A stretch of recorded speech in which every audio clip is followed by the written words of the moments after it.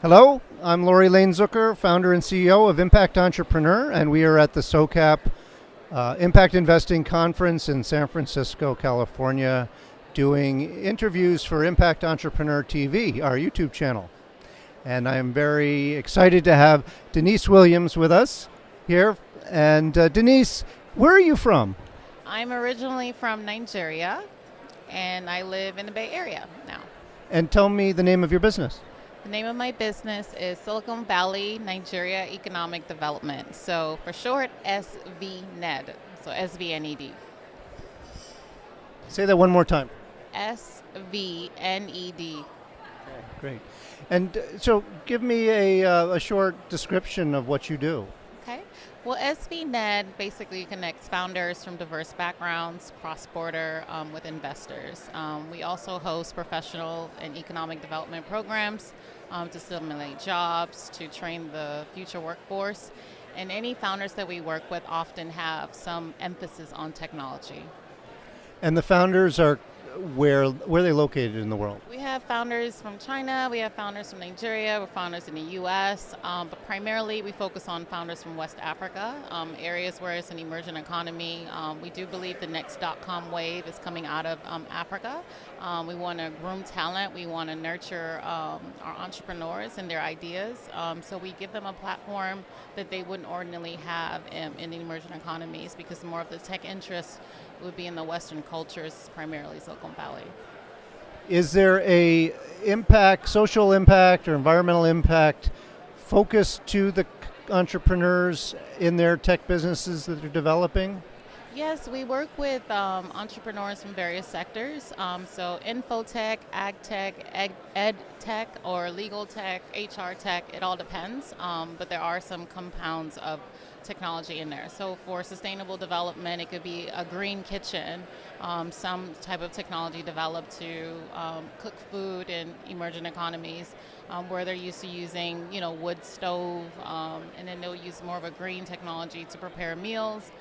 It could be anything around water development. It could be anything around agriculture, land preparation, harvesting, seeding. But mostly we've been focusing on heavy tech base. So we work with payment platforms like VoguePay, and we have another organization called Numbly. It's an HR platform, HR tech. It couples artificial intelligence and machine learning to help nurture talent and develop talent. But we do try to focus on diverse founders and making sure that we connect them with the right investors that are interested in that market.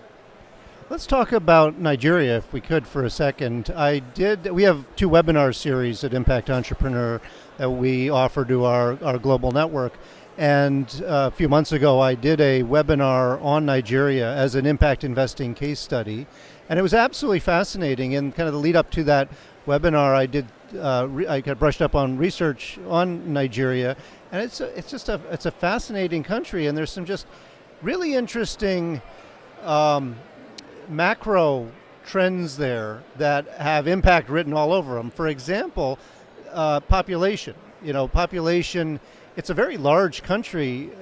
For a mid-sized African, geographically speaking, country, it's got 200 million or so people. I believe I read that the UN has population growing to almost 500 million by 2050 and almost a billion by 2100, which would make it the third largest country in the world. That is astonishing.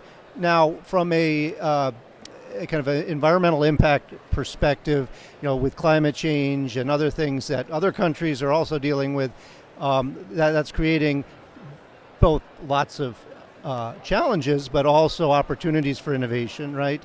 And then within the entrepreneurial ecosystem, I learned from that webinar and other research that there is a very fast and vibrant ecosystem to support entrepreneurship in Nigeria growing. I'd love to hear your perspective, since you have focused a lot on the country and entrepreneurs there, your perspective on the entrepreneurial ecosystem and characterize a little for us the different types of investment that is available to those entrepreneurs. Yes, this is one of my favorite topics. So you hit a sweet spot there. I'm from Nigeria, so I have a natural affinity for the country. As you mentioned, there are 200 million people there. 65% of those people are young adults, so anywhere between the ages of 18 to 45. Unfortunately, the unemployment rate is excruciatingly high. So it's about 33% unemployment rate for young adults, and then it's 18 for just general population. So what that means, we have a lot of labor, and we do have a lot of educated individuals. So a lot of these individuals, they graduate with degrees in different areas and sectors. Unfortunately, there are not enough jobs to support them. And we all know middle class is a strong working sort of system in the U.S. They are the drivers of the market, whereas in Nigeria, a middle class doesn't exist. You have extreme poverty condition, and you have very, very wealthy, which is closer to the top. Not to get into politics and policy, but what areas where individuals that are looking at that geographic territory to invest in is like organic agriculture. If you're a wine person, the climate in Abuja is very similar to the climate in Napa. So there's a lot of acres of land for wine drinkers and people who want to harvest wine and produce in that area because there is a need. Rice is also very popular and grows well and does well in that country. Labor force is intense, so if you want to assemble anything, assemble a plant, if you're a manufacturing plant, textiles, natural resources as well. We have plenty of natural resources, microchips and things like that in the geographic territory of Africa as a whole.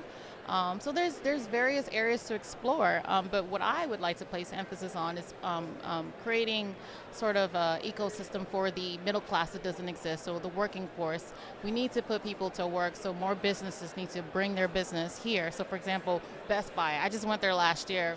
And there's people on the street. There's this area called Computer Village, and it's kind of like this, but they're vendors selling technology devices. In my head, I'm like, well, why don't we just put everybody in a Best Buy and put them to work and have them be service-oriented industry? So we don't have a lot of service-oriented industry. We have a lot of independent entrepreneurs, a lot of street vendors, even food. You go to a meat market, street market, it's like an outdoor space where there are cultural significance, and I'm glad that we did preserve some of those things because I could share that experience with my children, but at the same time it does impact economic development value. And as the economy continues to progress and we start to engage more technology platform and more jobs are being replaced by robots and AI and things are just more, even in businesses here in the US, for example, Toys R Us closing down and, brick and mortar stores aren't really as popular as they used to be. So everything is done on an ecosystem platform. I think for the existing business in Nigeria is to get them on an ecosystem platform, to support the large labor workforce by economic power from various global industries to come into that country. I don't think the country can withstand the weight of the people population-wise. I think 200 million people is small government. It's hard to oversee. I do think that economic power can come together to support that country, and it could be mutually beneficial. Large labor workforce, what does that mean? And they're educated, they're English speakers. That's always, when I went to China, I valued English more than anything, and I actually thought that was a competitive advantage in a sense for people from my country because they are natural English speakers due to colonization, and it is what it is. So yeah, there's plenty of opportunities there.